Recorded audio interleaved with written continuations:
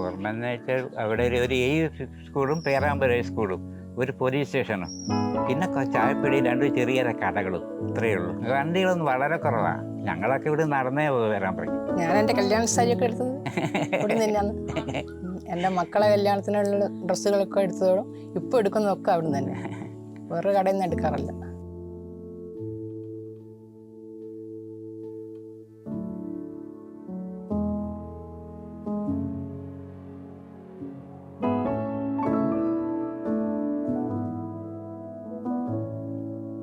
ഓർമ്മയെന്ന് വെച്ചാൽ അവിടെ ഒരു 7 സ്കൂളും പേരാമ്പ്ര സ്കൂളും ഒരു പോലീസ് സ്റ്റേഷനും പിന്നെ ചായപ്പീടി 2 ചെറിയ കടകളും ഇത്രയേ ഉള്ളൂ. വണ്ടികളൊന്നും വളരെ കുറവാണ്. ഞങ്ങളൊക്കെ ഇവിടെ നടന്നേ വരാൻ പറ്റും.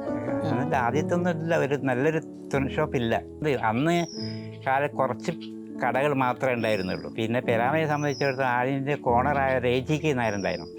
അയാൾ സ്ഥലം ഇങ്ങനെ തീർച്ചയായും വിറ്റേനെ കൊണ്ട് ബിൽഡിങ്ങുകളൊക്കെ ധാരാളം ഉണ്ടായി. ഗ്രാൻഡ് ഹൗസ് എന്ന് പേരാമ്പ്ര ആദ്യം തുടങ്ങുന്നത് പഴയ പോലീസ് സ്റ്റേഷന് നേരെ മുമ്പിലാണ്.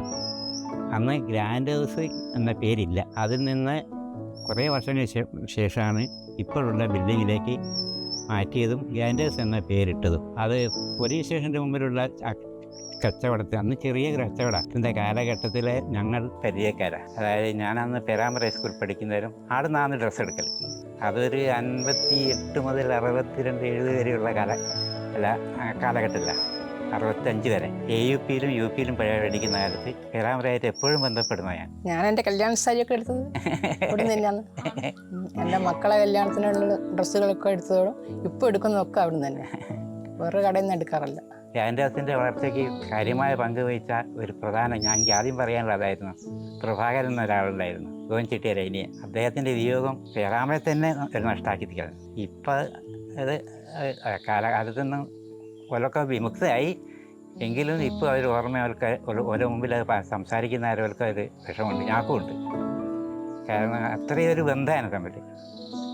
ഇവിടെ എന്തൊരു പരിപാടി ഉണ്ടായാലും ആടെ എന്ത് പരിപാടി ഞാൻ അങ്ങോട്ടും ഇങ്ങോട്ടും ഒരു കച്ചവടക്കാരും ഒരു കസ്റ്റമർ എന്നുള്ള നിലയിൽ അല്ലാതെ തന്നെ ഒരു ആത്മീയ ബന്ധം എന്നൊക്കെ പറയല്ലേ, ആ രീതിയിലുള്ള ബന്ധമാണ് ഞങ്ങളായിട്ട്.